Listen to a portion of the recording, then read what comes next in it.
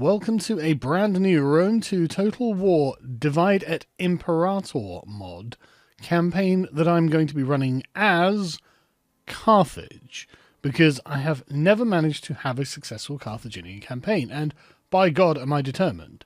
Normally I play the Barkids, who are of course the warlike faction, but instead this time I've decided to play the Hananids, who have a diplomatic bonus with all factions. Let's see if it helps.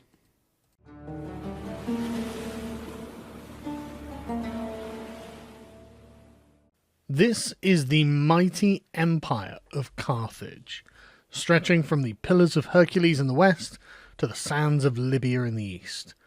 From deepest, darkest Africa right up to the top of Corsica and Sardinia, Carthage controls the western Mediterranean. But its dominance is not unchallenged, and Carthage is primarily a maritime trading empire. That is, Carthage is not famous for its land forces, and it relies upon the amount of money it can extract from its trade routes. Militarily, though, Carthage is not powerful, and its empire is both vast and vulnerable, and centered on the famous city of Carthage, meaning new town in Phoenician. We begin with 21,000 dinars in the bank, with 3,500 coming in a turn, and 11 food. Watch those numbers carefully. The first thing to do in a new campaign as Carthage is to flex your diplomatic muscles and begin to get trade agreements with literally every foreign barbarian tribe you can find. Because having a trade deal with Carthage is a valuable thing. Everyone's going to make a lot of money out of this. They're going to need somewhere to sell their goods, and you're going to sell their goods on to others. And so usually, with neutral factions, the likelihood of them accepting a trade deal with you is high, and that means you can extract payments. Cash. Cold hard cash. And stacks of it. For more than 5 minutes straight, I sent diplomat after diplomat after diplomat out to the foreign barbarian powers, who were more than happy to hand over to me so much gold it would make your head spin. By the time I was done, I had more than doubled the amount of gold in the Carthaginian treasury, and increased our quarterly revenue by 1,000 dinars. There were, however, one or two holdouts. The first was Ptolemy, the Greek king of Egypt, who simply had no interest whatsoever in conducting any trade with Carthage. I don't know why, he just seems to hate us. And he is so intransigently stubborn that his mind simply cannot be changed. The second was another Greek king called Pyrrhus, who is a famous Greek warlord and was at war with Carthage. So I put an end to that by simply asking him for a peace treaty, which he was happy to pay for, and then asking him for a trade agreement, which he was just too stubborn to do. His war with Rome was clearly daunting, but evidently not that daunting. The next thing to do was set the Carthaginian economy roaring. As you can see, there was plenty of space to expand in Africa, and so I began building farms and upgrading ports. We needed to produce goods and to be able to ship them out to make boatloads of cash, to ensure that if Carthage ever needed to raise a war machine, she would be able to. After spending nearly 30,000 dinars on improving the eastern half of Carthage's empire, we looked towards the west and began improving the various territories that Carthage controlled along the western side of the Mediterranean, up to the Pillars of Hercules. Again, this wasn't terribly complicated. Build farms, build ports. We were going to need this money.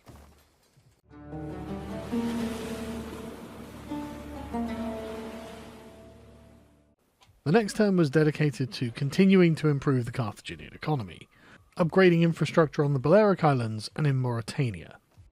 I tried again to get trade deals with Pyrrhus of Epirus and Ptolemy of Egypt, but they were both having absolutely none of it for some reason, as apparently they were both still mad with me, and I don't even know why. The area of the empire that I didn't invest any money in was Sicily, because despite controlling 2 regions there, which was half the island, I expected Sicily in the near future to become a fiery battleground between myself, the Syracusans, and the Romans. As everything was going well in Africa, I decided to think about the kind of army that I was going to build, at least in Carthage itself. Now I've got the choice between two kinds of barracks, a Holosideros barracks, which allows me to recruit native Carthaginian troops, or a mercenary barracks that brings across to my cities the finest mercenaries that the Mediterranean can offer on a reliable basis, as opposed to just hiring them in the province when and where I happen to be. I decided that for the defence of Carthage I'd do something unusual and choose a citizen army. Mercenaries were great, but what I really wanted to get was giant armoured war elephants, and this was a lot easier to do if I were to rear them myself, and the Carthaginian Sacred Band infantry was perfectly respectable, so that was what I decided on.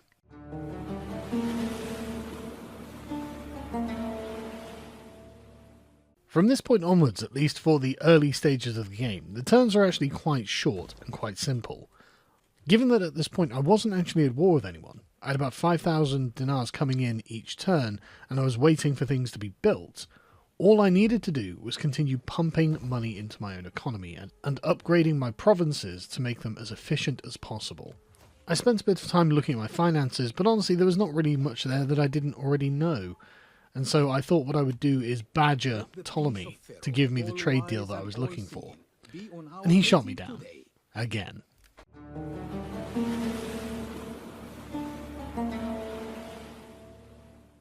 Turns 4 and 5 were quite slow. During these two turns, I researched my way to the Holosideros barracks, and continued to upgrade any regions that were available to do so, which on these turns Corsica and Sardinia, and the Balearic Islands. I was issued the challenge of recruiting a spy, which I thought actually sounded like a good idea, because frankly I am suspicious of the Romans. They seem to be a very warlike people, and I think having advance warning of a massing of Roman troops in the south of Italy would actually be an advantage. So I recruited the spy and sent him over to keep an eye on them.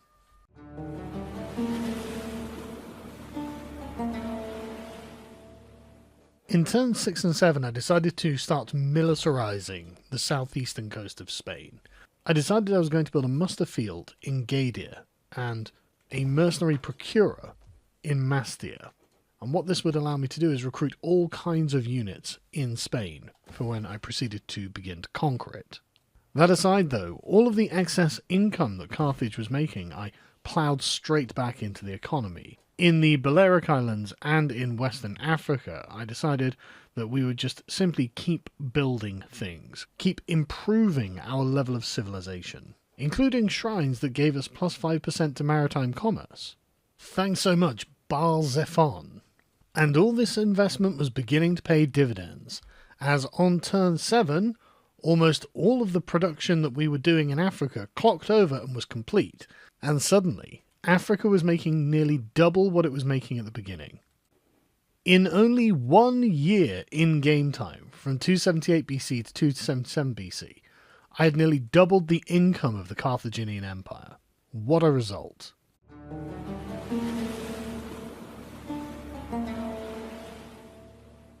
Making nearly 9,000 dinars a turn, the Carthaginian Empire was absolutely thriving. I sent our spy into Italy to keep an eye on the Romans, and it occurred to me that there probably wasn't much point leaving a set of war elephants on Sicily.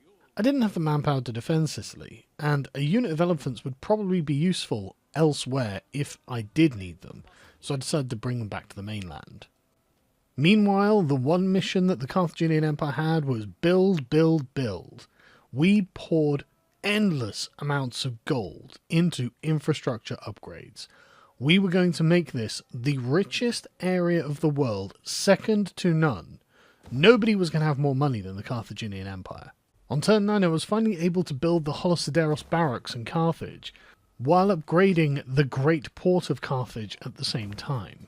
And when the war elephants arrived back in the mother city, I put them under the command of Hannibal, our chief general, and then sent Mago back over to Sicily with just the regular troops that he had, to keep an eye on the situation and to make the Syracusans aware that I at least had some presence on the island, even if it wasn't a very good one.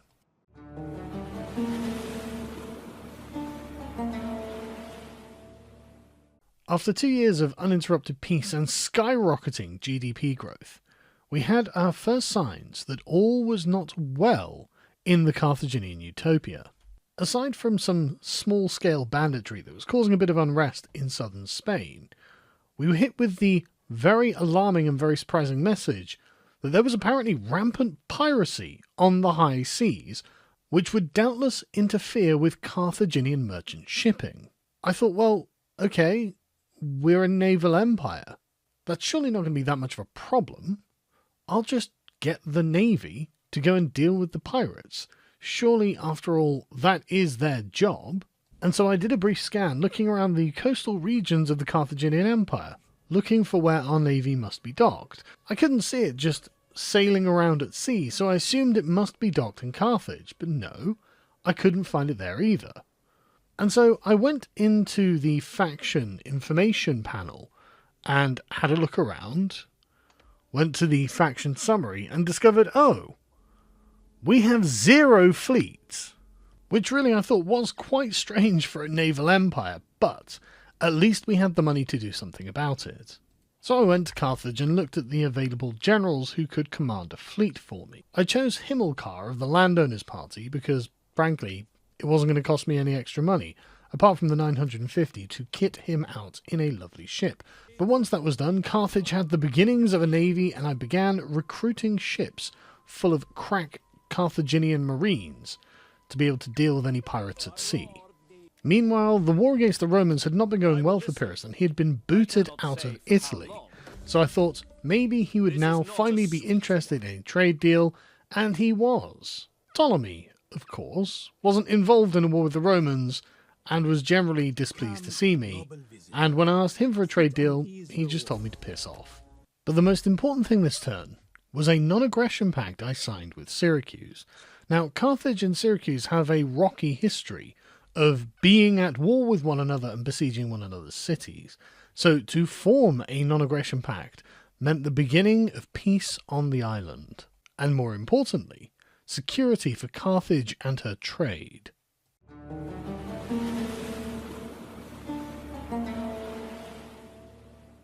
Leading up to turn 12, a series of envoys from Africa began arriving in Carthage, willing to pay for a non-aggression pact. This seemed like a really good idea because, of course, money, but also shoring up the alliances that I had in Africa couldn't have been a bad thing, because were Africa to be invaded, I would certainly need their help in repelling the enemy. So I accepted their money and their goodwill, and I even granted some of them military access, so they would be able to march their armies through my lands to defend me. After all, they knew on which side their bread was buttered. A wealthy and secure Carthage meant a wealthy and secure peripheral barbarian tribe. However, all was not well in the region of Baetica in southern Spain. We had got word that there was an imminent rebellion, presumably that had been fostered by the bandit raids, and we should be prepared to fight for it. Luckily for me, though, this was the region that I had been militarizing in advance, so I commanded Gisgo, the Shofet of New Carthage, to begin raising more men and mercenaries, and to march down to Gadir to deal with the incipient rebellion. On the way there, the mercenary barracks became completed, and I had the option of recruiting a fine selection of different mercenaries, Greek hoplites, Gallic warriors, and Numidian horsemen, among others, but I chose Spanish swordsmen. They were quite affordable, and I expected them to do quite a lot of damage. Concurrent to all of this, a great deal of infrastructure spending was also going on. Everywhere in the Carthaginian Empire, apart from Sicily, was receiving massive infrastructure projects in order to continue boosting our economy, keeping up with the defence spending. I was also presented by my underlings with a few suggestions of what we ought to do with the pirate menace. We could either recruit them, we could ignore them, or we could hunt them down and kill them. And so I chose hunt them down and kill them, which is what I thought we would have been doing anyway. And finally, on this set of turns, I sent the spy deeper into Italy to scout out the situation, and discovered that the Romans were in fact launching an invasion of the Greek mainland, straight towards the Epirus capital. Unless Pyrrhus had some thoughts on what he was going to do for defence, it didn't look like the kingdom of Epirus was long for this world.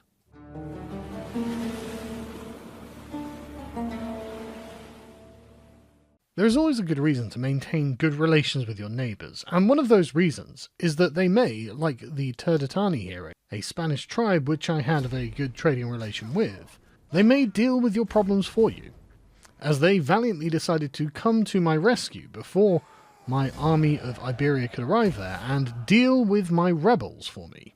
Without any particular reason to be in the field, I marched Gisgo and his army back to Mastia and continued to recruit men. Shortly afterwards, I received word of the destruction of the kingdom of Epirus because I was no longer able to trade with them. Apollonia had been taken by the Romans, and that was one problem that the Romans no longer had to deal with. Then I got word that 2 more of my trade agreements had been dissolved, and I was starting to get a bit worried about this. What the hell was going on? This time in Spain, and I noticed that there were new factions, and factions I was otherwise unable to get a trade agreement with because I had no sea border or land border with them. And it seems that the trade agreements have been dissolved because of conflict between the barbarian tribes of Spain. But in all conflict lies opportunity. And I had the opportunity now to forge new trading relationships with other tribes who could also pay me a sizable upfront lump sum for the privilege of joining the Carthaginian trade network. So that is, of course, precisely what I did. Several times. Whilst I was on the diplomacy screen, I decided to see if Ptolemy was interested in trading yet. He wasn't.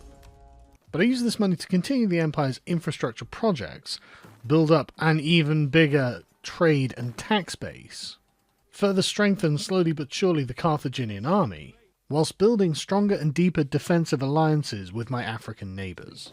If war came, I would be ready.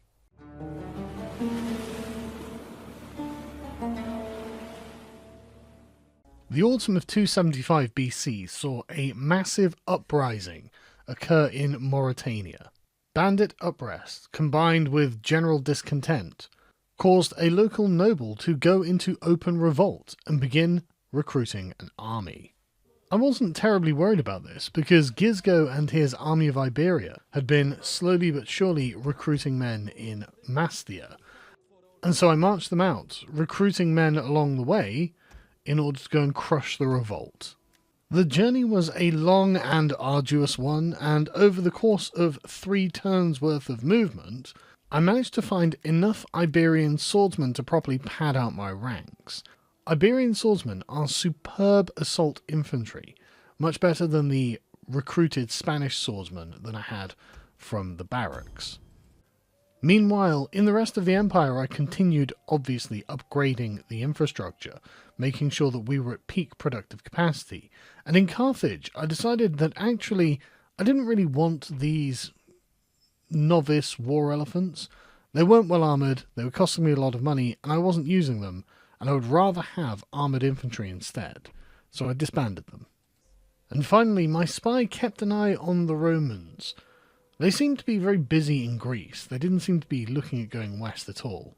So I was feeling pretty good about this.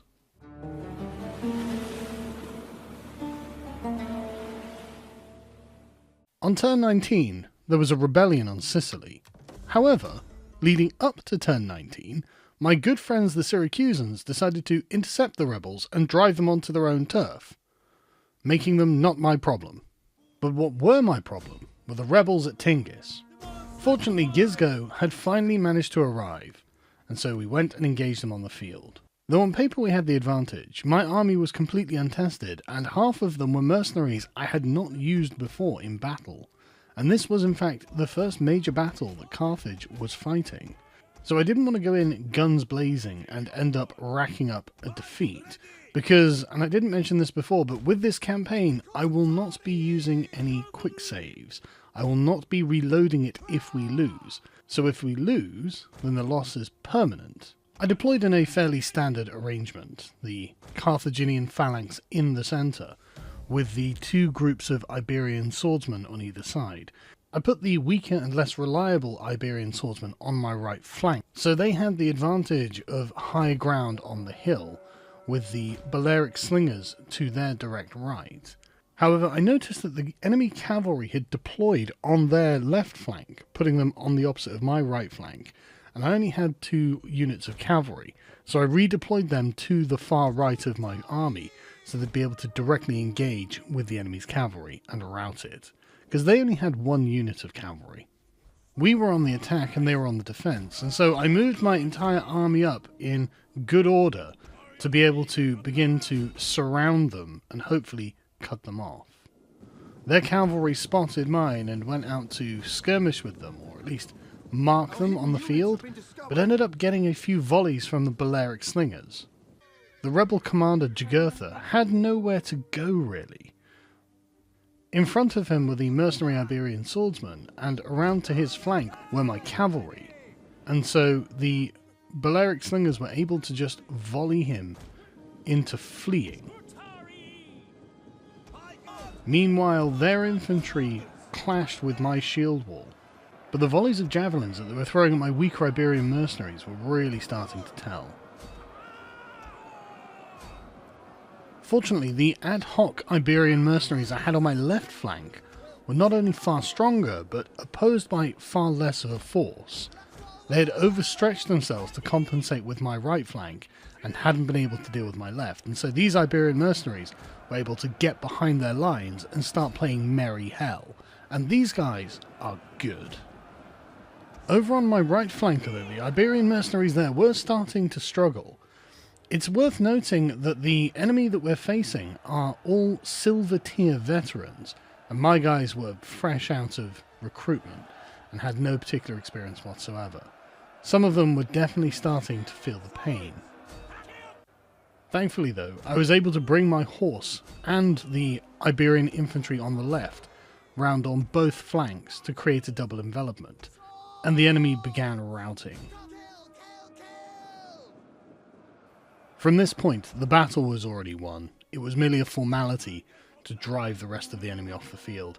When the Iberian infantry on the right crashed into the flank of the enemy infantry engaged with the phalanxes, the entire army began to panic. And moments later, it was all over. Though Gisgo had the advantage in numbers, he had secured the Carthaginians a decisive and respectable victory against a skilled opponent who fought to the best of their ability.